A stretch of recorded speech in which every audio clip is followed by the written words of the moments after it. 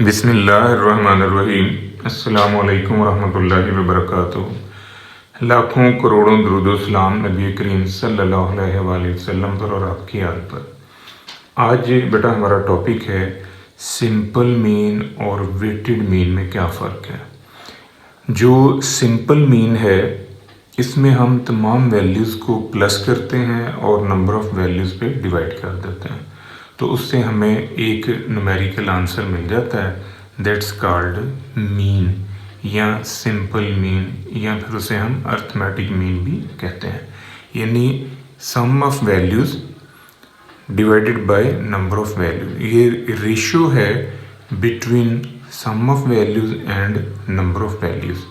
इसको अगर हम एक छोटी सी एग्जांपल से समझें तो हमारे पास ये x की वैल्यूज़ हैं 1 2 3 4 5। आप इनको प्लस करें, ये आंसर है 15।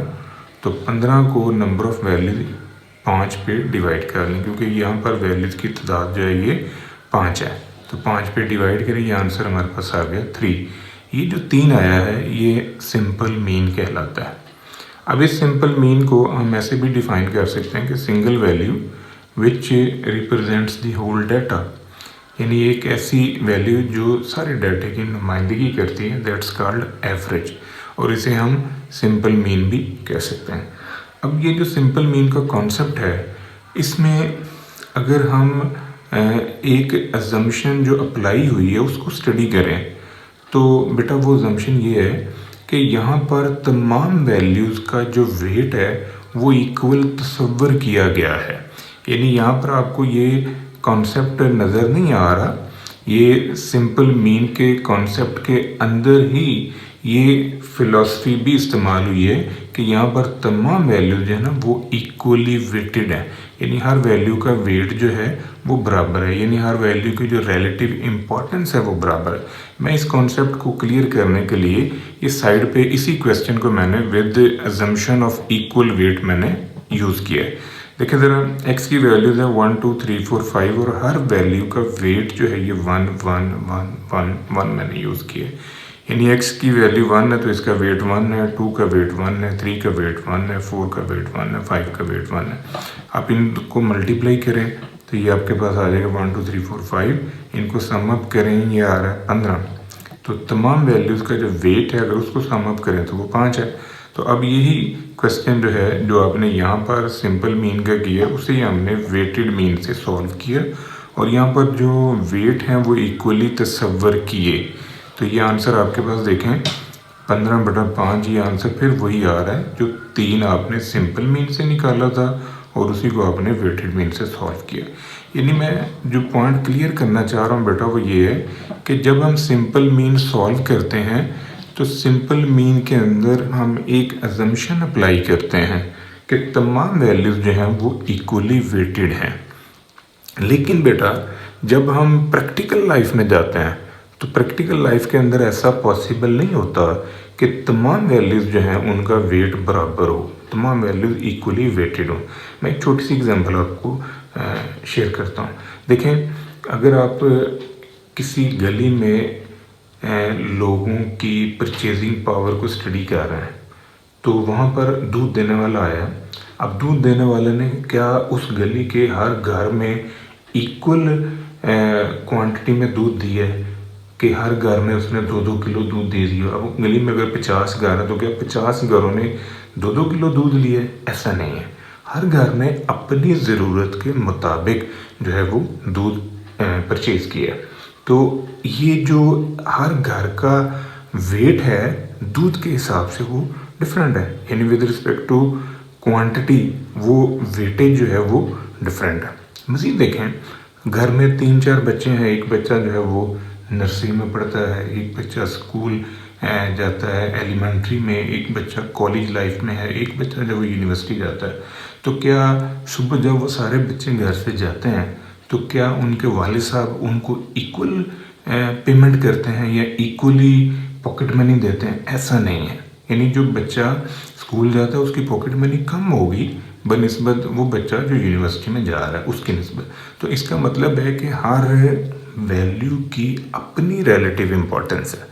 यानी हर आइटम जो है वो डिफरेंट रिलेटिव इम्पोर्टेंस रखता है, और उस रिलेटिव इम्पोर्टेंस को मेजर करने के लिए, इंडिकेट करने के लिए हम एक नंबर यूज़ करते हैं जिसे हम वेट कहते हैं। यानी वेट से मुराद क्या है? Numerical values which use to describe the relative importance of commodities, items, objects. यहाँ पर आप मुख्तलिफ नाम लिख सकते हैं। Are called weight, denoted by W1, W2 and WN। यानी n आइटम्स हैं, हर आइटम का वेट जो है वो डिफरेंट है। तो ये जो कॉन्सेप्ट हमने पिक किया है यहाँ पर सिंपल मीन में, इसी को अब हम वेटेड मीन में लेके जाते हैं। यानी वेटेड मीन में क्या है? तमाम आइटम्स का जो वेट है, जो रिलेटिव इम्पोर्टेंस है, वो डिफरेंट है। अब अगर ये वेटेड मीन में जाएंगे तो नोट करें बेटा, यहाँ पर जो वेटेड मीन का कॉन्सेप्ट है, यानी x नंबर ऑफ आइटम्स है और W जो है उन आइटम्स का वेट है। x1 आइटम, इनका वेट W1, x2 आइटम, इनका weight W2 and so on, xn item, इनका वेट WN। तो यहाँ पर आपने W1, x1, W2, x2 and so on, WN, xn ये मल्टीप्लाई किया इनको, तो इनका सम कर लिया, इस कॉलम का सम और इस कॉलम का सम, इन दोनों सम्स को आपने यहाँ पर रख लिया। तो ये ऊपर वाला जो है सम, ये वाइंड अप हो गया इसमें summation I varies 1 up to n, यानी यहाँ पर WI, XI और I के ऊपर कंडीशन लगी हुई है कि ये 1 से शुरू होगा और n तक जाएगा। I जो है ये सबस्क्रिप्ट कहलाता है। अब इसी तरह जो W है, इन तमाम वैल्यूज़ को, वेट की तमाम वैल्यूज़ को प्लस करें तो ये WI है और यहाँ पर I varies 1 up to n। तो ये जो फार्मूला हमने बनाया है ये वेटेड मीन का फार्मूला है। यानी वेटेड मीन में हम क्या करते हैं? हर वैल्यू को उसकी रिलेटिव इम्पोर्टेंस के साथ मल्टीप्लाई करते हैं। मैं इसको थोड़ा सा और आसान करता हूँ। देखें, आप महीने का घर में इकट्ठा सामान लेके आते हैं किचन का, तो जब आप दुकान पे जाते हैं, वो दुकान वाला जो है ना उसकी बिलिंग करता है। अब वो बिलिंग कैसे करता है? एक उसने आइटम लिखे होते हैं, साथ आइटम के साथ का कॉलम जो होता है वो क्वांटिटी का होता है और क्वांटिटी के साथ का कॉलम जो है ना वो प्राइस का होता है। तो अब वो जब बिल फाइनल निकालता है तो वो क्वांटिटी को प्राइस से मल्टीप्लाई करके आपको टोटल करके दे देता है।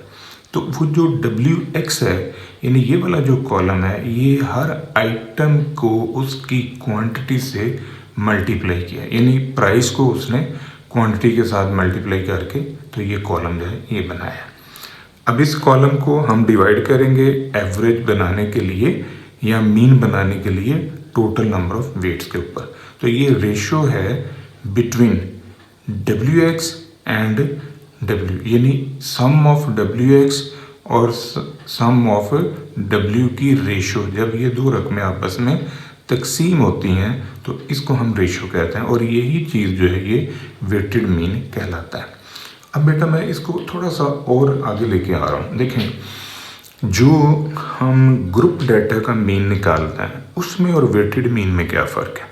अब जो ग्रुप डाटा का मीन है, आप ज़रा नोटिस करो कि वो मीन जो है सिर्फ W की जगह पर अगर आप F लिख दें, यानी ये जो आपके पास W का कॉलम है, अगर आप यहाँ W की जगह पर F लिख दें, F1, F2, F3, तो यहाँ पर ये F आ जाएगा, FX। तो ये फिर सेम आपके पास ये W की जगह पर सारों पे आप F लिख दें तो ये फार्मूला इस टाइप का बन जाएगा। तो बेसिकली बेटा जो चीज़ मैं क्लियर करना चाह रहा हूँ वो ये कि जो वेटेड मीन का कॉन्सेप्ट है और जो ग्रुप डाटा का मीन का कॉन्सेप्ट है, ये दोनों सेम है। फ़र्क सिर्फ इतना है कि वहाँ पर रिलेटिव इम्पोर्टेंस के तौर पे W यूज़ हुआ है और यहाँ पर जो है ग्रुप फ्रीक्वेंसी या क्लास फ्रीक्वेंसी के एतबार पे के लिए जो है वो F इस्तेमाल हुआ है। बस इतना इनका फ़र्क है, अदरवाइज़ ये दोनों कॉन्सेप्ट जो हैं ये सेम है। अब हम आते हैं इसके न्यूमेरिकल्स के ऊपर। देखें ज़रा, ये एक पहला क्वेश्चन है यहाँ पर कि estimate the weighted mean if. ये कोई बच्चा है जिसने मार्क्स लिए इंग्लिश में 73 मार्क्स लिए हैं और ये बच्चा इंग्लिश जो है वो 4 घंटे पढ़ता था। उर्दू में इसने 82 मार्क्स लिए, उर्दू को ये 3 घंटे डेली स्टडी करता था। मैथ में इसने 80 मार्क्स लिए हैं, मैथ को 3 घंटे देता था। स्टैटिस्टिक्स में 57 मार्क्स हैं, 2 आवर की स्टडी थी। फिज़िक्स में 62 मार्क्स हैं 1 आवर की स्टडीज़। अब ये 2 कॉलम जो हैं ये उसने आपको दिए हैं, तो आपसे कहता है वेटेड मीन निकालना। तो आपने इन दोनों को मल्टीप्लाई किया, ये कॉलम खुल गया, इस कॉलम को इस वेट के कॉलम के सम पे डिवाइड कर लें, तो यहाँ पर हमारे पास ये वेटेड मीन जो है ये आ जाएगा। अब ये वेटेड मीन जो है ये एवरेज मार्क्स हैं विद रिस्पेक्ट टू वेट या with respect to study hours, तो ये चीज़ जो है ये वेटेड मीन कहलाएगी। मज़ीद देखें ज़रा, एक और क्वेश्चन है यहाँ पर, ये एक्स आइटम्स हैं और हर वैल्यू का वेट भी सेम है, यानी सेम से मुराद ये कि जितनी वैल्यू की अमाउंट है उतना ही उसका वेट है। 1 weight 1, 2 weight 2, 3 weight 3 and so on, n weight n। अब इन दोनों को आपने मल्टीप्लाई किया तो ये 1 square 2 square 3 square up to n square बन गया। इन दोनों कॉलम को प्लस करें और यहाँ पर ले आएँ। ये ऊपर वाली जो सीरीज़ है ये नेचुरल नंबर का स्क्वायर है जो कि इसके इक्वल है, n into n plus 1 2n plus 1 over 6। और नीचे वाली जो सीरीज़ ये जो w की है ये आपके पास बेटा नेचुरल नंबर के सम का स्क्वायर सम है। तो इस सीरीज़ का जो सम है वो n इंटू n प्लस 1/2 है। इनको काटें तो ये 2n प्लस 1/3 हमारा आंसर आ जाएगा। एक और क्वेश्चन देखें, यहाँ पर जो है ये 1 2 3 अप टू n दिया हुआ, हर वैल्यू का वेट 1/n एंड सेम है, ये सेम वेट है, इक्वल वेट। इनको मल्टीप्लाई किया, ये wx 1/n 2/n 3/n and so on n/n। इनको प्लस करें दोनों कॉलम को, इस फार्मूले में ले आए। यहाँ से बेटा 1/n कॉमन निकल आया, 1 + 2 up to so on n, और ये जो नेचुरल नंबर है इनका सम इस सीरीज़ में वाइंड अप हो गया। इसी तरह यहाँ पर जो w है ये सारी वैल्यूज़ को सम किया, 1/n plus 1/n and so on 1/n। इनको प्लस करें, 1/n कॉमन, 1 + 1 + 1, तो ये 1 + 1 + 1 जो है ये n होता है, तो n को n से काटें, वेट सम ऑफ वेट आ गया 1। ये वाला w और इधर से ये जो wx है इन दोनों को आपस में डिवाइड करेंगे तो हमारे पास ये मीन आ जाएगा, वेटेड मीन। यहाँ 1 है, ये ऊपर वाली रकम जो है ये आ गई, ये इसको काट दें, ये आपके पास n + 1/2 ये wx है। तो इसको चूंकि आपने 1 पे डिवाइड करना, तो 1 पे डिवाइड करेंगे तो यही आंसर जाएगी आपके पास रह जाएगा। ये तो बेटा आज का हमारा टॉपिक, दुआ में याद रखिएगा। इंशाल्लाह अगली वीडियो के साथ फिर हाजिर होंगे। फ़ी अमान अल्लाह।